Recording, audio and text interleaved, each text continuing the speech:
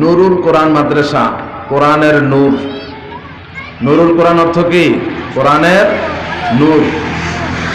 কোরআনের নূর যার মধ্যে আছে, যার ঘরে আছে, যেই সমাজে আছে, সেই সমাজে আল্লাহ তাআলার রহমত আছে, বরকত আছে, শান্তি আছে। আছে কিনা বলেন?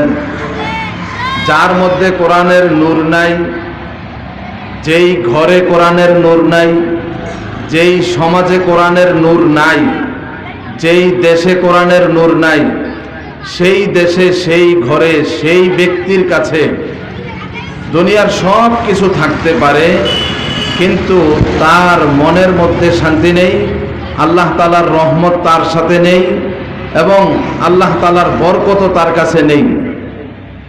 যার কারণে মুহতারাম, অনেকে অনেক টাকাওয়ালা, কোটিপতি, কিন্তু কোনো দিক থেকে লোকটা শান্তি পায় না। কথা বলেন ঠিক না বেঠিক? মূল কারণ হলো যে কোরআনকে ছেড়ে দিয়েছে। এই জন্য কোরআনটাকে ধরতে হবে, কোরআনকে আঁকড়িয়ে ধরতে হবে। আজ আমাদের অধপতনের, আজকে ব্যক্তিগতভাবে যে আমরা অধপতনের শিকার, আমাদের পারিবারিকভাবে পরিবারগুলো আজকে অধপতন, অশান্তি ভোগ করতেছে, অশান্তির আগুন জ্বলতেছে, সমাজের মধ্যে অশান্তি, সামাজিকভাবে মানুষ শান্তিতে নেই, দেশের মধ্যে তো অশান্তি আছেই। কেন এত অশান্তি? মুসলমান হয়ে আমরা এত অশান্তি ভোগ করি কেন? মূল কারণ হলো কোরআনটাকে ছেড়ে দিয়েছি। বলেন, কি ছেড়ে দিয়েছি? কোরআনকে ছাড়ছে কিভাবে মানুষ? কোরআনের তেলাওয়াত আমাদের মধ্যে নাই। রোজানা প্রতিদিন তেলাওয়াত করার দরকার ছিল, তেলাওয়াত নাই, তেলাওয়াত জানিও না, সহি শুদ্ধভাবে কোরআন তেলাওয়াত শিখি না, শিখার আগ্রহ নাই, কোরআনের অর্থ তো বুঝিও না, কোরআনের তাফসির, মাআনি, মাতালেব এগুলো আমাদের মধ্যে নাই। এরপরে কোরআন অনুযায়ী যে আমাকে চলতে হবে, কোরআনের আমল এটাও নাই। আসেনি ভাই? যার কারণে আল্লাহ রহমত উঠায় নিয়েছেন, বরকত উঠায় নিয়েছেন, সম্পদ থাকতে পারে, কিন্তু আসল সুখ এবং শান্তি আমাদের থেকে উঠে গেছে। ঠিক নেই? এই জন্য মুহতারাম হাজিরিন, কোরআনকে আঁকড়িয়ে ধরতে হবে। কোরআন হলো আমাদের নাজাতের চাবিকাঠি, কোরআন হলো আমাদের মুক্তির চাবিকাঠি। কোরআনকে যদি ধরি আমার কি লাভ হবে? আল্লাহ রাব্বুল আলামিন বলেন, ইন্নাল্লাযীনা ইয়াতলুনা কিতাবাল্লাহ ওয়া আকামুস সালাহ ওয়া আনফাকু মিম্মা রাযাকনাহুম সিররাও ওয়া আলানিয়াহ। মহান রব্বুল আলামিন বলেন, যারা নিয়মিত কোরআন তেলাওয়াত করবে, 1 নাম্বার আমল, 2 নাম্বার আমল হলো আকামুস সালাহ, নামাজ কায়েম করবে, 3 নাম্বার হলো ওয়া আনফাকু মিম্মা রাযাকনাহুম, আমি যা রিজিক দিয়েছি তার থেকে ব্যয় করবে, সিররাও ওয়া আলানিয়া, গোপনেও ব্যয় করবে, প্রকাশ্যেও ব্যয় করবে। আল্লাহ বলেন, ইয়ারজুনা তিজারাতান, তারা আমি আল্লাহর সাথে এমন এক ব্যবসা করলো, লান তাবুর, যেই ব্যবসায় কোনোদিন সে ঠকবে না, যেই ব্যবসায় কোনোদিন তার লস হবে না। কয়টা ব্যবসার কথা বলেছেন আল্লাহ তাআলা? বলেন, 3টা ব্যবসার কথা বলেছেন। 1 নাম্বার ব্যবসা তেলাওয়াতের ব্যবসা, 2 নাম্বার ব্যবসা হলো নামাজের ব্যবসা, 3 নাম্বার ব্যবসা হলো ইনফাক ফি সাবিলিল্লাহ, আল্লাহর রাস্তায় খরচ করার ব্যবসা। এই 3টা ব্যবসা করতে রাজি আছি তো আমরা ইনশাআল্লাহ? ব্যবসা যদি 3টা করি, এটা হবে এমন ব্যবসা, কোরআনের ভাষায় আল্লাহ বলেন লান তাবুর, যেই ব্যবসায় কোনোদিন লস হবে না, এই ব্যবসায় সে কোনোদিন ঠকবে না, তার সফলতা নিশ্চিত, তার লাভ নিশ্চিত। সুবহানাল্লাহ বলেন। তেলাওয়াত কিভাবে করব? খালি কি তেলাওয়াত করলে হবে না? তেলাওয়াত সহি করতে হবে, শুদ্ধ করতে হবে। আর তাসিহ কোরআনের জন্য, সহি তেলাওয়াতের জন্য শর্ত হলো আপনার এই নুরানি শিক্ষা। নুরানি শিক্ষা ছাড়া তেলাওয়াত শুদ্ধ হবে না। নিজে নিজে কোরআন শেখা যায় না, এই জন্য আমাদেরকে মাদ্রাসায় দিতে হবে। যারা বয়স্ক হয়ে গেছেন, জিহ্বা শক্ত হয়ে গেছে, আপনি যে কোনো জিনিস বানানো যায়, তো ছোট বাচ্চা যারা, তাদের জিহ্বা নরম থাকে, তাদেরকে যদি আমরা মাদ্রাসা দেই, তাদের হায়ের উচ্চারণ শুদ্ধ হবে, তাদের অফের উচ্চারণ শুদ্ধ হবে, তাদের আইনের উচ্চারণ শুদ্ধ হবে, বিশুদ্ধ তেলাওয়াত সে শিখবে। আর বিশুদ্ধ তেলাওয়াত না শিখলে তেলাওয়াত করেও কোনো লাভ নাই। হাদিস শরীফের মধ্যে আসছে, রুব্বা কারিইন ইয়াকরাউল কুরআনা ওয়া ইয়ালআনুহু, অনেক তেলাওয়াতকারী আছে এরা তেলাওয়াত করে আর কোরআন তাদেরকে লানত করতে থাকে। আলহামদুলিল্লাহ, এই নুরুল কোরআন মাদ্রাসা সহ যেই মাদ্রাসাগুলো আপনারা দেখেন, এই মাদ্রাসার পহেলা নাম্বার কাজই তো হলো কোরআনের তেলাওয়াত যেন শুদ্ধভাবে শিখতে পারে, এই মেহনতটা তারা করতেছেন। এটাই হলো দেশের সবচেয়ে বড় মেহনত। কথা বলেন ঠিক না বেঠিক? যারা কোরআনের জন্য মেহনত করে, যারা কোরআনের জন্য খেদমত করে, তারা সবচেয়ে বড় দামি মানুষ। রাসূল আকরাম সাল্লাল্লাহু আলাইহি ওয়াসাল্লাম বলেন, খায়রুকুম মান তাআল্লামাল কুরআনা ওয়া আল্লামা, তোমাদের মধ্যে শ্রেষ্ঠ মানুষ কারা জানোনি? তোমাদের মধ্যে শ্রেষ্ঠ মানুষ হলো তারা যারা কোরআন মাজিদ তেলাওয়াত করে এবং নিজেরা শিখে এবং অন্যকে শিক্ষা দেয়। এই জন্য আপনার ছেলেকে স্কুলে পড়াবেন, পড়ান। আপনার ছেলেকে ভার্সিটিতে পড়াইবেন, পড়ান।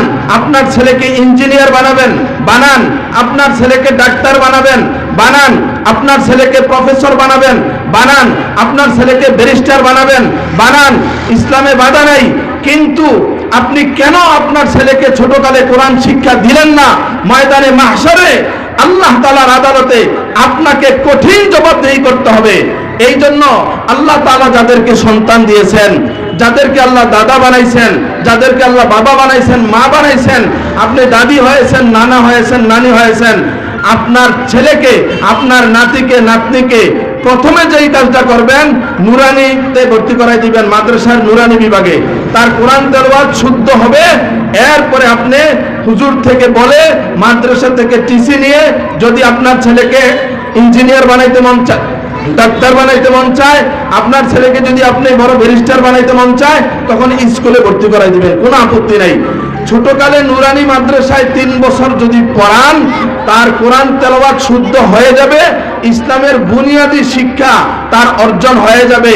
40টা হাদিস সে মুখস্থ বলতে পারবে, জানাজার দোয়া শিখবে, সে সকাল সন্ধ্যার যে তাসবিহগুলো এগুলো শিখবে, ফারায়েজের ইলম, ওয়াজিবাতের ইলম, মাসলা মাসালাগুলো, এই সবগুলো নুরানি পদ্ধতিতে, আকর্ষণীয় পদ্ধতিতে, সহজ পদ্ধতিতে অল্প সময়ে শিক্ষা দেওয়া হয় মাদ্রাসায়। এই জন্য প্রতিটি মুসলমান সন্তান তাদের উচিত হলো প্রাথমিক শিক্ষাটা মাদ্রাসায় দেওয়া। আর না হয় যদি সে মাদ্রাসায় না পড়ে, প্রাথমিক শিক্ষা, ইসলামের বুনিয়াদী শিক্ষা যদি অর্জন না করে, আর এইভাবে যদি সে বড় হয়, সারা জীবন নামাজ পড়বে কিন্তু নামাজ অশুদ্ধ। নামাজের মধ্যে নামাজ ভঙ্গের কারণ হলো 19টা। প্রথম কারণ হলো নামাজে অশুদ্ধ পড়া, সানা পড়ে শুদ্ধ নাই। কি যে পড়ে সানা আল্লাহ জানে। যারা শিখে নাই তাদের থেকে যদি ডেকে একটু বলি, ভাই আপনি সানাটা বলেন, তো সানা আর পারে না, অর্ধেক বলে, আর যা বলে এলোমেলো বলে। দোয়াই কুনুত বলেন, আপনার 60 বছর বয়স, আপনি 70 বছরের মুরব্বী, আপনি যুবক, আপনি 40 বছরের নওজোয়ান, 30 বছর হয়ে গেছে, এই যে আমল করলেন, আপনি একটু দোয়াই কুনুতরা আমাকে শোনান।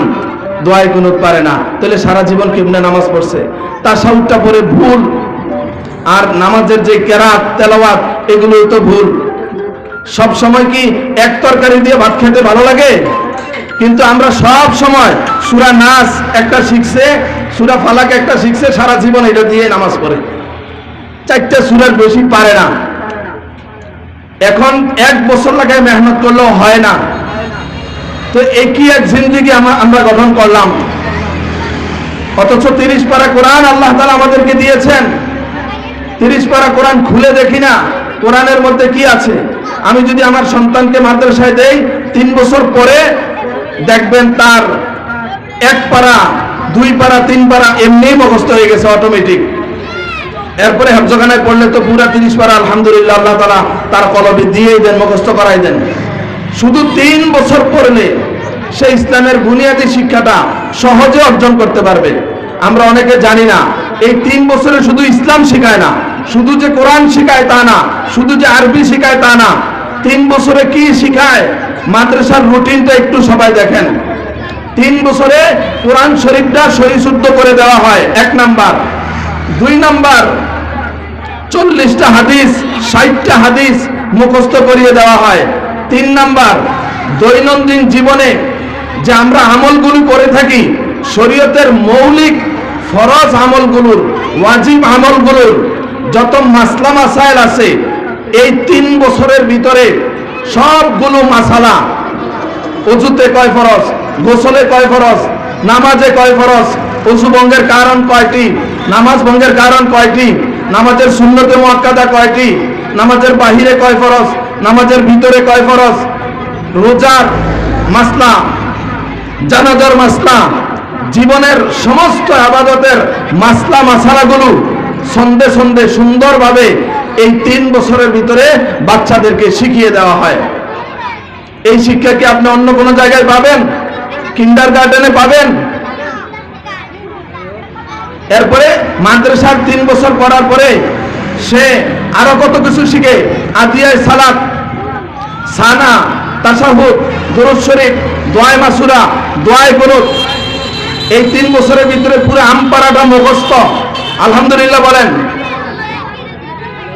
এরপরে আসেন কালিমা, কালিমা তৈয়বা, কালিমা শাহাদাত, ইমানে মুজমাল, ইমানে মুফাসসাল, কালিমায়ে তামজিদ, কালিমায়ে তাওহীদ, এই সবগুলো সুন্দর সুন্দরভাবে তাদেরকে শিক্ষা দেওয়া হয়। কিন্তু আমি 80 বছর হয়ে গেছে, ইমানে মুফাসসালটা যদি আমাকে জিজ্ঞাসা করা হয় পারি না, ইমানে মুজমাল জিজ্ঞাসা করা হয় পারি না।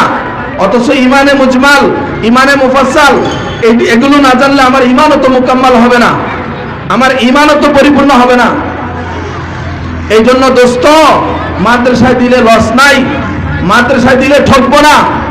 এগুলো তো দ্বীনের ব্যাপারে জানলাম যে এই দ্বীনি, এই বুনিয়াদী শিক্ষাটাই 3 বছরে দেওয়া হয়। সাথে সাথে কি করা হয়? বাংলা, অঙ্ক, ইংরেজি, সাধারণ জ্ঞান, ইতিহাস, ভূগোল, এরপরে আপনার অন্যান্য আরো সাবজেক্ট, এগুলো শিক্ষা দেওয়া হয়। তাহলে বাংলাও আছে, ইংরেজিও আছে, অঙ্কও আছে। শুধু এইটা না, এগুলোর সমন্বয় তো আছেই, সাথে লেখা যেটা দেওয়া হয়। অন্যান্য প্রতিষ্ঠানে গিয়া দেখবেন ক্লাস 7-এ পড়ে, 8-এ পড়ে লেখা এত সুন্দর না। আমাদের নুরানি বিভাগের 3য় জামাত, 2য় জামাতের ছাত্রের লেখা যতটা সুন্দর, আলহামদুলিল্লাহ বলেন। আসলে মেহনত যে বেশি করা হয়, লেখার যে প্রশিক্ষণ দেওয়া হয়, লেখার বাংলা লেখাও সুন্দর হয়, ইংরেজিটাও সুন্দর হয়, আরবিটাও সুন্দর হয়। অঙ্ক যে লেখে সংখ্যাটিও মাদ্রাসার ছাত্রদের সুন্দর, আপনি অবাক হয়ে যাবেন। মাদ্রাসার সাথে সম্পর্ক করেন, ভালো লাগবে। মুহতারাম হাজিরিন, শুধু এতটুকুই নয়, এই লেখাপড়াগুলোর সাথে সাথে আর যে মৌলিক আরেকটা শিক্ষা দেওয়া হয়, তারবিয়ত। একটা তো হলো তালিম, আরেকটা হলো তারবিয়ত, অর্থাৎ শিক্ষা এবং দীক্ষা।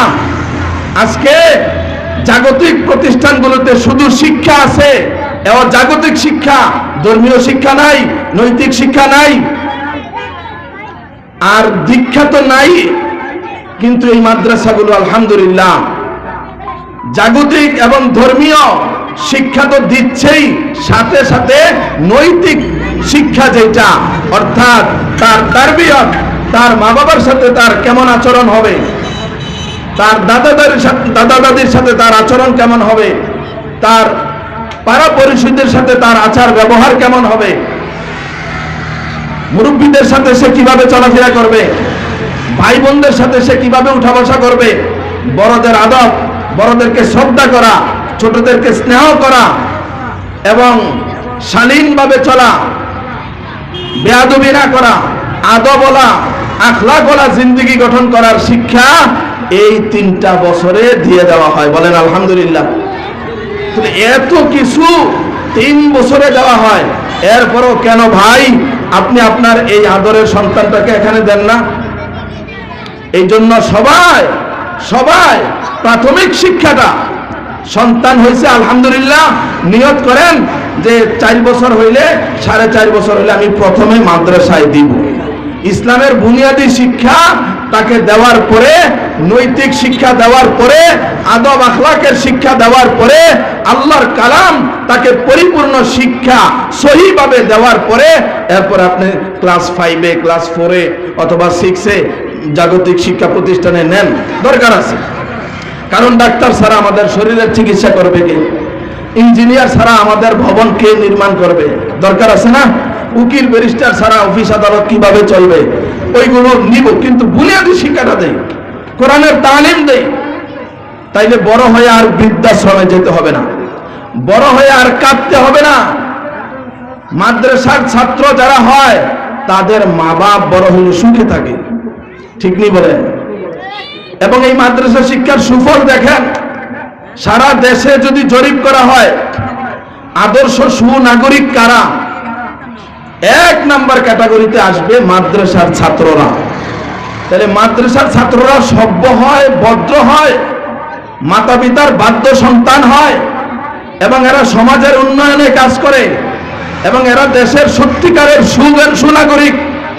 এরা দেশের সম্পদ নষ্ট করে না, এরা অন্যের সম্পদ নষ্ট করে না, এরা মা বাবার সাথে দুরাচরণ করে না, এরা সমাজের খেদমত করার চেষ্টা করে, এরা মসজিদ মাদ্রাসায় অল্প বেতনে দ্বীনের খেদমত করার চেষ্টা করে। এটা কি আমাদের লাভ না লস বলেন? এই জন্য ভবিষ্যতে এই বাংলাদেশ যদি আমরা শান্তি করতে চাই, ভবিষ্যতে এই বাংলাদেশ যদি আদর্শ বাংলাদেশ করতে চাই, তাহলে আমাদেরকে এই দেশের মাদ্রাসাগুলোকে ডেভেলপ করতে হবে। মাদ্রাসা শিক্ষার প্রচার প্রসার আমাদেরকে আরো বেশিভাবে করতে হবে। আলহামদুলিল্লাহ, আমাদের এই প্রিয় তালেবে ইলম ভাই, আল্লাহ তাআলা সমস্ত তালেবে ইলম ভাইদেরকে কবুল করেন। এই মাদ্রাসার মুহতামিম হযরত মাওলানা মুফতি আনিস সাহেব অনেক দক্ষ একজন মুহতামিম, মাশাআল্লাহ। আল্লাহ যেমন ইলম দিয়েছেন তেমন আমল দিয়েছেন, এবং মাশাআল্লাহ সবার সাথে ওনার যে হুসনে খুলুক, ওনার যে আচার আচরণ, ওনার যে মাশাআল্লাহ উদারতা, এটা অনেক প্রশংসার দাবি রাখে। মাদ্রাসার জন্য নিরলসভাবে মেহনত করে যাচ্ছেন, চেষ্টা করে যাচ্ছেন। যেহেতু এখন এই ডিসেম্বর মাস শেষ, আজকে শেষ তারিখ, এবং আগামীকাল জানুয়ারি ভর্তি চলবে, আপনারা সবাই এই মাদ্রাসায় ছাত্র দিবেন, নিজেরাও চেষ্টা করবেন, আশেপাশে কে কে আছে তাদেরকে এই মাদ্রাসায় ভর্তি করিয়ে দিবেন।